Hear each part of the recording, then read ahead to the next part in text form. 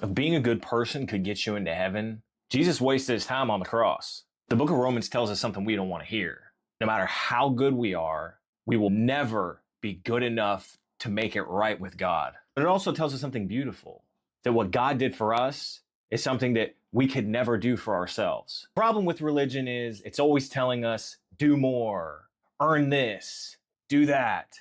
But where does that end? How many prayers are enough? How many good deeds make the cut? Paul answers that question in Romans 3:23. He says, "For all have sinned and fall short of the glory of God." That's a clear-cut answer. He tells us exactly what we don't want to hear. We're not good enough. We fall short. We're flawed. All of us. The preacher, the teacher, the mom, the family member, the influencer, the football star. All of us, we've all fallen short of the glory of God. Religion tries to climb up to God, but grace says God came down to us. Romans 3:24 continues, "And all are justified freely by his grace through the redemption that came by Christ Jesus."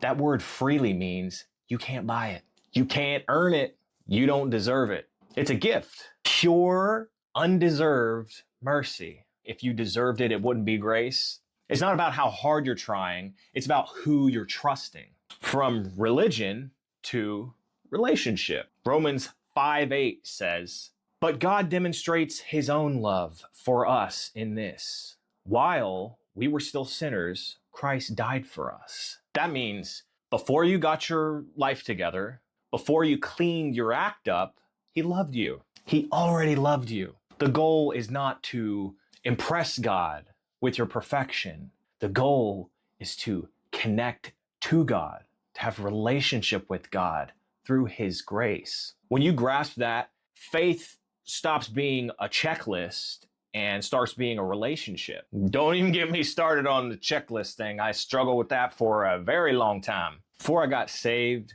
and actually even after I got saved, I was approaching every single day as if I had to go through a checklist of things. And if I knocked out every single thing on the list, it meant I was being a good Christian. Going through a checklist is not going to mean you have a relationship with God.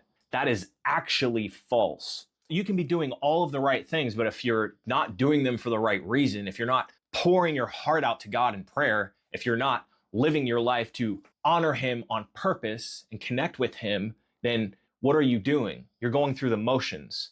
I just thought I need to show up on Sunday. If I don't fall asleep while the pastor is speaking, then I have got that first check mark done. Pray before I eat, as long as I bless the food. That's another check off my checklist. And so I'm going through all of these things that I think make me a good Christian. I'm being deceived when I think this is what I'm supposed to be doing. It's almost like a distraction. It's a distraction because I'm not pouring my heart out. I'm not looking for a genuine connection. I'm looking for a transaction. It's transaction, not transformation.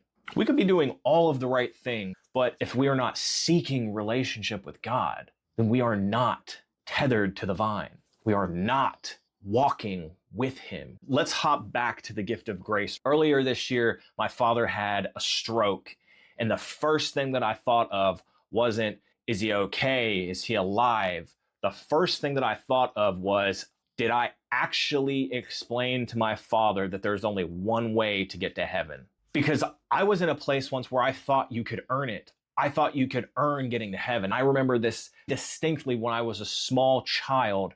I asked my parents, what happens when you die? And my father said, good boys go to heaven, bad boys go to hell.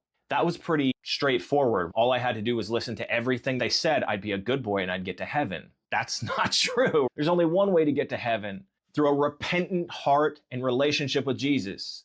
Before we wrap up, I'd like to talk a little bit about something that I think gets overlooked a lot when we talk about the book of Romans. The letter that Paul wrote was not a letter to anybody in particular that he actually knew. Most of Paul's letters were written to actual churches that he had visited or churches that he started, but the Romans, he wrote this letter to prepare the Romans for his eventual visit and to give them a complete, systematic explanation of the gospel. This is the clearest breakdown of what Christianity means. He wanted both Jews and Gentiles to understand. This is the book that shows us not just how to behave like Christians, it shows us how to become Christians. So if you've been trying to earn God's approval, stop.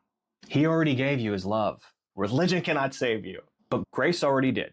If this message spoke to you at all, or maybe it blessed you, please consider sharing this with a family member, a friend, or a coworker. That is your way to share the gospel. And I'll see y'all in the next one.